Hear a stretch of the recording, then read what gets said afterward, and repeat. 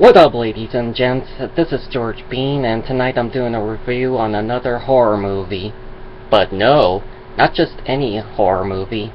The one and only Scream, a 1996 slasher film directed by Wes Craven and written by Kevin Williamson. Scream screamed its way to the theaters on December 20th, 1996, to a raving positive reception from horror fans worldwide, and grossed $173 million worldwide against a budget of $15 million, and also became the highest grossing slasher film in the United States in unadjusted dollars. It has been credited for resurrecting the horror genre in the 1990s, which was considered to be as almost dead following a series of direct-to-video films and numerous sequels to establish the horror franchises of the 1970s and 80s. The movie is set in the small town of Woodsboro in the state of California, where a group of high schoolers are being attacked by a mysterious killer who taunts his victims with trivia notes about horror movies, such as "What's your favorite scary movie?" before killing them. The killer targets one girl, Sydney Prescott, who believes the killer may have a connection with her mother's murder a year earlier. What makes this movie important in the horror genre is that it has an ironic sense of humor at satirizing the cliché of the horror genre popularized in films such as Halloween and Friday the 13th. You know those old horror movie clichés that has been used for the past 30 to 40 years, such as the "Who Goes There" line, the running up the stairs cliché, the sex equals death cliché, etc. Well, this movie pokes obvious fun at them and gives them a sense of irony in this movie. There's two perfect examples exactly. One being where our main heroine, Sydney, points out to the killer how in the movies the girl tends to run up the stairs instead of running out the front door. She calls it insulting. Then a couple minutes later, she does that very same thing, running up the stairs being chased by the killer. But she does try the front door first, and it was locked. And another example is where during the finale, where our movie buff Randy Meeks is drunk and alone watching Halloween in the living room, and he's watching that one scene where Jamie Lee Curtis is discovering her dead friends. He tries to tell her, "Behind you," but then, unbeknownst to him, the killer appears behind him and is about to kill him. It makes the scene very tension-filled and suspenseful and meta, because it makes the audience yell to Randy, "Behind you!"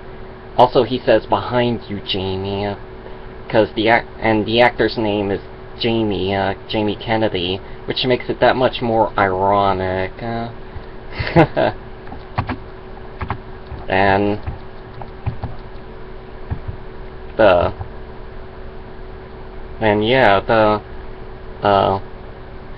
that's what makes this movie great. It's smart and clever. It connects with its audience, letting them know about the cliches.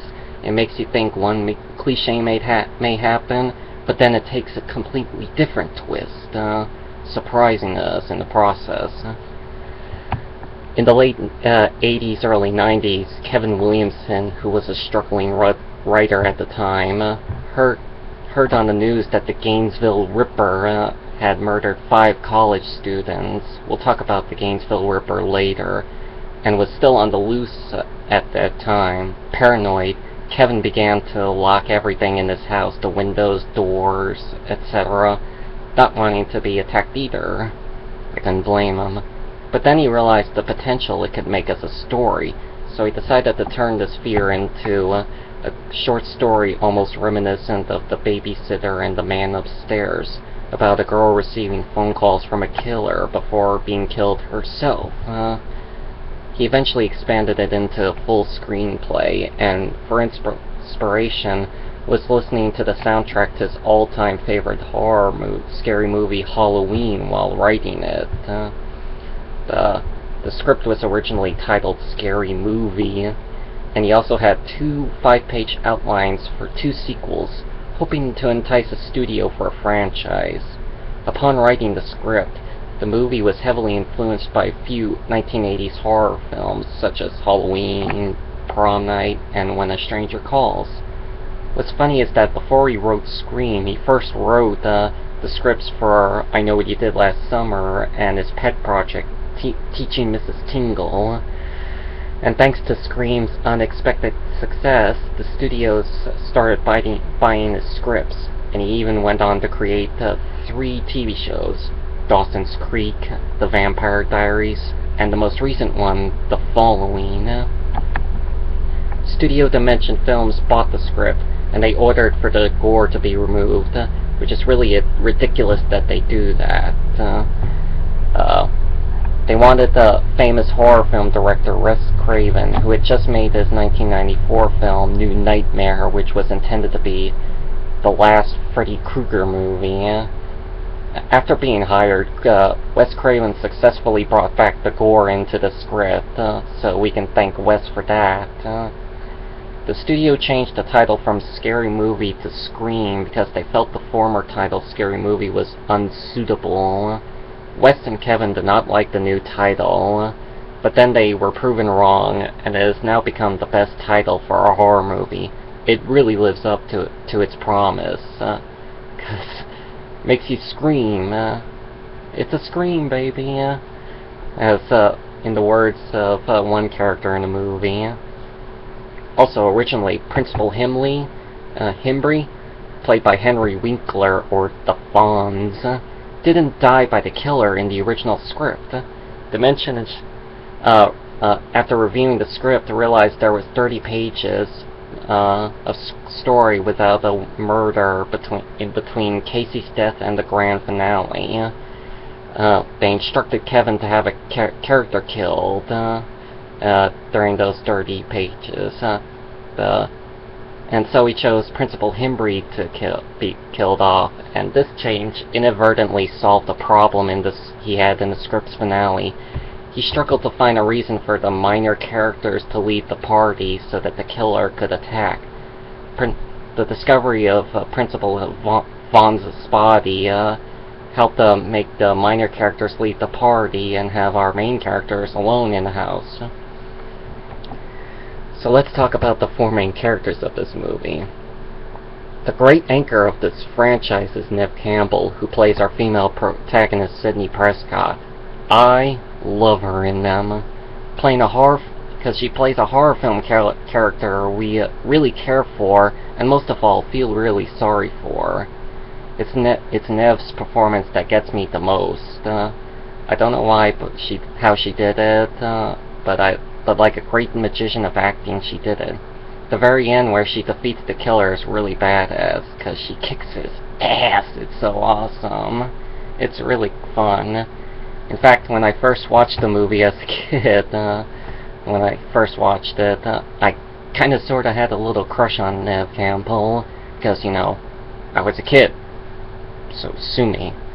I know you might have had a crush on an actor or an actress when you were a little kid too, so I'm not alone on this one. So anyway, David Arquette is really outstanding as Deputy Dewey Riley. He's a young deputy, and it shows that he's a bit slow at some points, but he is a bit of a brave man. Dewey is such a likable character, as is its personality that makes us like him so much.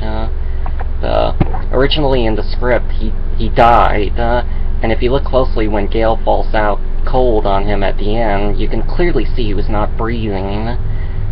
But test screening audience loved the character so much they decided to film an additional scene. They decided to let him live, and filmed an additional scene showing him alive, being on a gurney, being put in an ambulance. I think it's really cool that he lived. Courtney Cox plays the bitchy TV reporter Gail Weathers, who is only investigating the serial killings so that she can be more popular, especially when she has a true crime book coming out. Courtney plays this character very differently from what she plays in the TV show Friends, and it shows very well. There's one point I love where Gail talks to Sydney at one point. talking about the book, Gail says, "I'll send you a copy," and Sydney sucker punches her in front of the paparazzi, and it's such a hilarious moment, just seeing Courtney Cox getting punched in the face. It's so funny. And Jamie Kennedy plays movie buff Randy Meeks. Randy is the character who really speaks for the audience, as he's the one who tries to explain both to his friends and the audience what he believes is going to happen in the movie. It's funny, like he says at one moment, if the police watched prom night, they realize it. It's a very simple formula. Everybody's a suspect. It's so funny. He's such a great character. It's like, he should be great as a movie teacher on horror movies and stuff like that.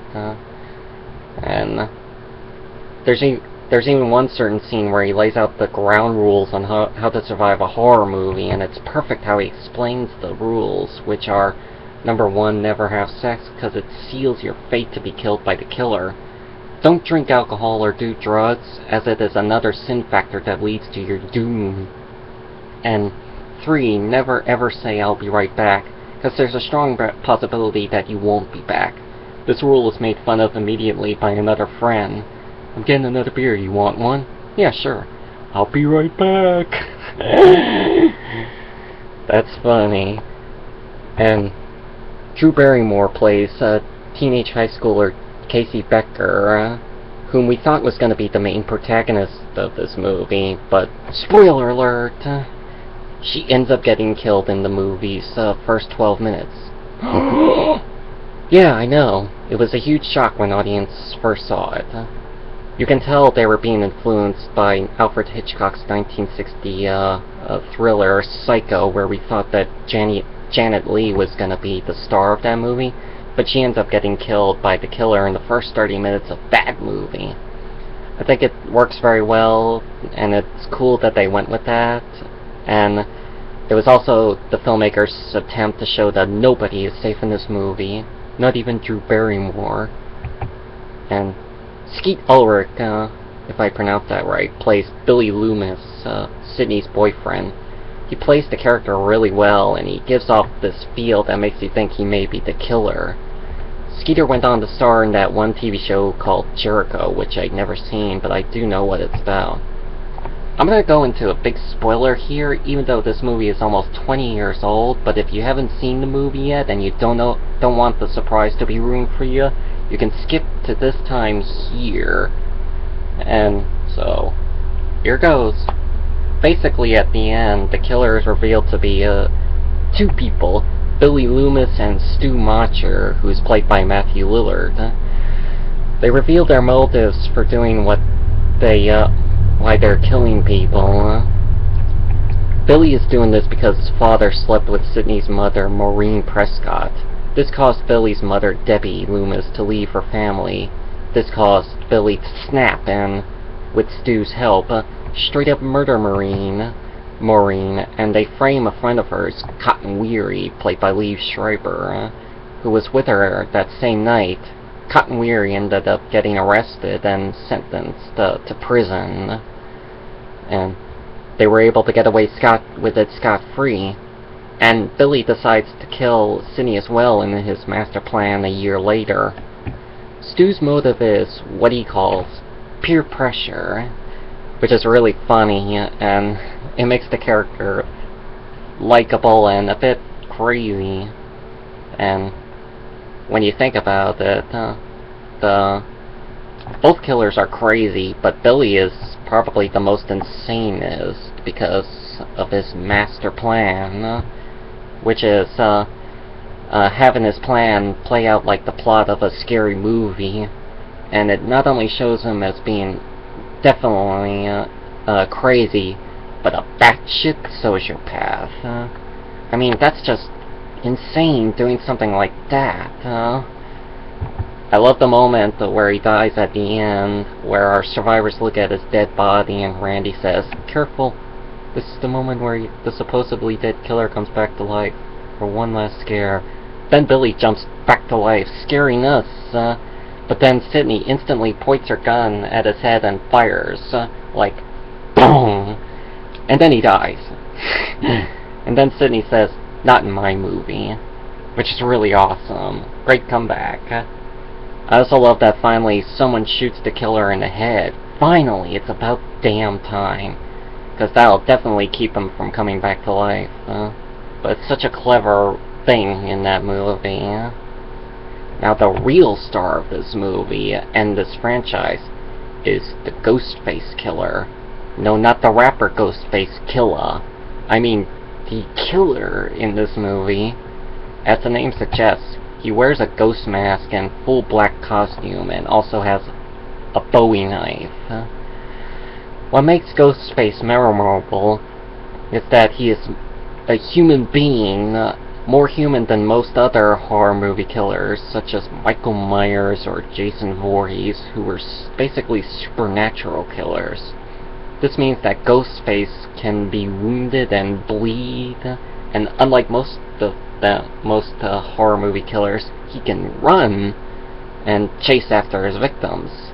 And I think that makes the tension really good, that this man can chase after these people we care about, and we're afraid they'll eventually be caught by the killer. And the Ghostface will always be remembered as much as Michael or Jason, and the costume is popular even to this day.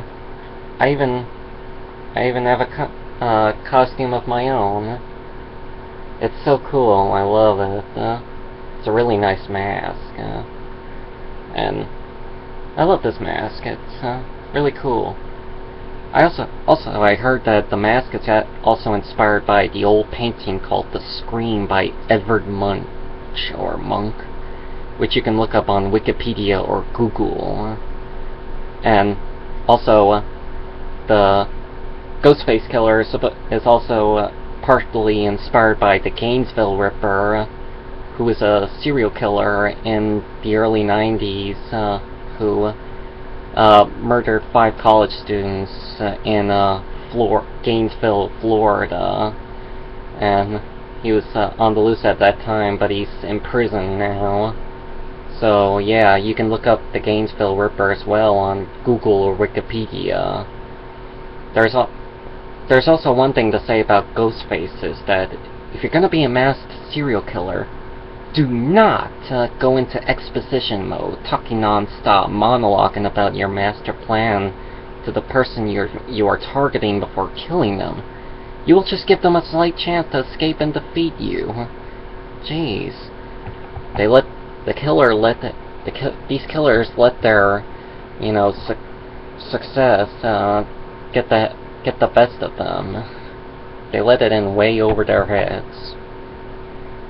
The music score was done by Marco Beltrami, who has become a regular collaborator with Wes Craven on all of his movies, starting with this one. His score has been applauded with positive receptions, and was cited as one of the most intriguing horror scores composed in years. Marco has also gone on to compose the score for other various films such as Terminator 3, Live Free or Die Hard, The Thing prequel, and is also doing the score for the new Fantastic Four reboot along with Philip Glass. The special makeup effects were done by Gregory Nicotero and Howard Berger, both of whom did the effects on other movies such as Evil Dead 2 and Army of Darkness, another Wes Craven movie, New Nightmare, Hostel, and even The Green Mile, which I really like. Their makeup effects are really outstanding compared to simple CGI. I love how in the effects they do with the stabbing or the gunshot are really realistic. It's perfect. I also love how in the finale all our main characters are covered in blood. It makes them look gritty and dirty rather than clean, which makes it more realistic. I don't know if that sounded stupid, but that's the best I can think of. Another interesting trivia note is that the editor of this film is Patrick Luzier, who had also collaborated with Wes on a lot of his films.